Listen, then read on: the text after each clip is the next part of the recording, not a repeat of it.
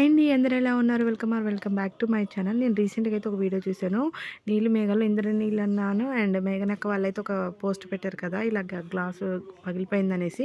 నాకైతే నిజంగా చాలా భయం అనిపించిందండి ఆ టైంలో. నేను కూడా రీసెంట్‌గా మా వారినైతే గ్యాస్ కొనివ్వమని ఎప్పటినుంచో అడుగుతుంటే తను ఈసారి మన రూమ్ మారిన తర్వాత ఖమ్మం వెళ్ళాక ఖచ్చితంగా తీసుకుంటా అన్నారు. ఇప్పుడైతే కొనకపోవడమే మంచిదేమో అనిపిస్తుంది. ఎందుకంటే ఆ టైంలో ఎవరున్నా గానీ అది పేలి పగిలిపోయినప్పుడు చిన్న ముక్క ఎగిరి పడ్డా గానీ చెప్పలేం కదా! ఎక్కడ తగులుతుందో.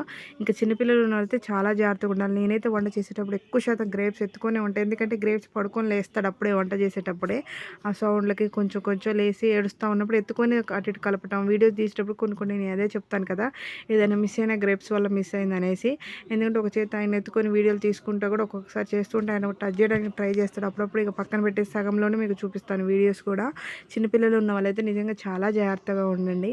నా వీడియో మీకు ఫస్ట్ టైం చూస్తున్నట్టయితే like and share, subscribe to my. ఇప్పుడు నేను వాడేది ఇదే గ్యాస్ అండి. తీసుకుంటే 8 ఇయర్స్ అవుతుంది. ఓల్డ్ ఈజ్ గోల్డ్ అంటారు కదా!